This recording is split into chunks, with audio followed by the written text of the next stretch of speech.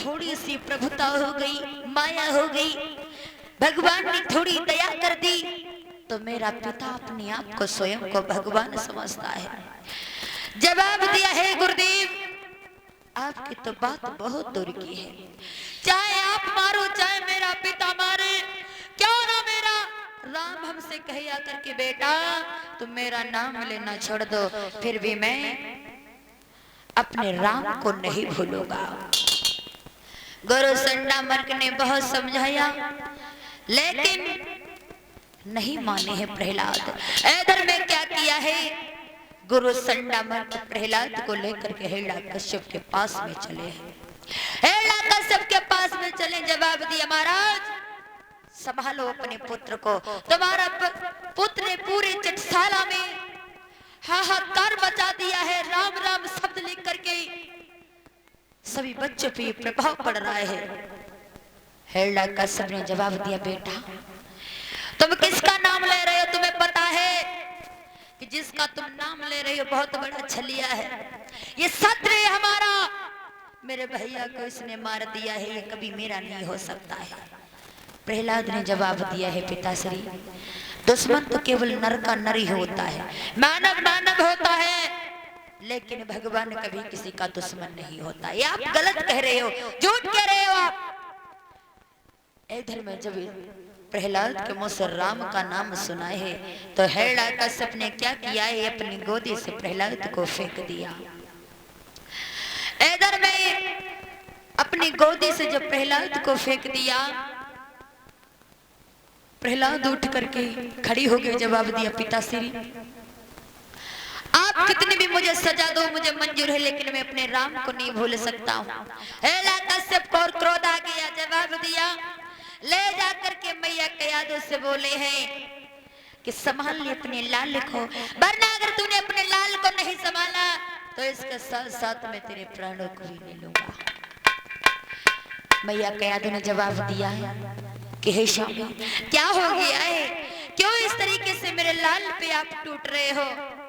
हिरण्यकश्यप ने जवाब दिया है कि तेरे लल्ला ने मेरे शत्रु का नाम लेना शुरू कर दिया है, और समझा ले मेरी बात एक ध्यान से कान खोल करके सुनो कि इसे जहर का प्याला दे दो। जवाब दिया, इसे जहर का प्याला दे दो, अगर तुमने इसे जहर का प्याला नहीं दिया तो इसके साथ साथ में तुम्हारे भी प्राण ले लूंगा। मैया कयादू ने जवाब दिया है, स्वामी कभी बेटा बिगड़ने से नहीं समझता है, फिर कोई बात नहीं है, आप यहाँ से जाइए, प्रहलाद को मैं समझा लेती हूँ। इधर में मैया कयादू प्रहलाद से जवाब दिया है, बेटा भूल जाओ तुम अपने राम को, भूल जाओ उस छलिया को, क्योंकि वो तुम्हारे पिता का शत्रु है, और तुम जानते हो तुम्हारे पिता को अति क्रोध आता है।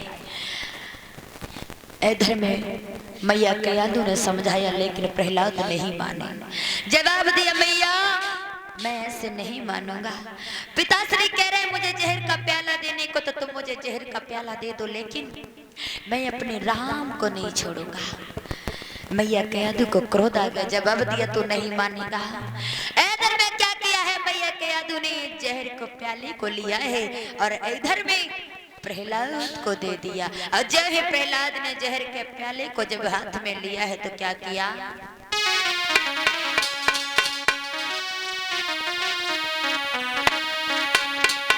बेटा बोला मौत ही सही,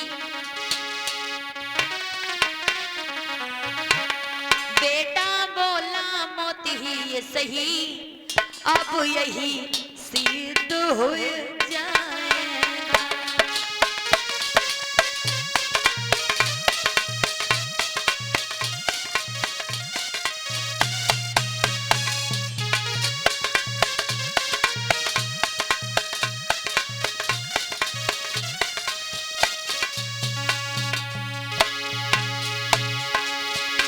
अरे बेटा बोला मुझे सही है, अब यही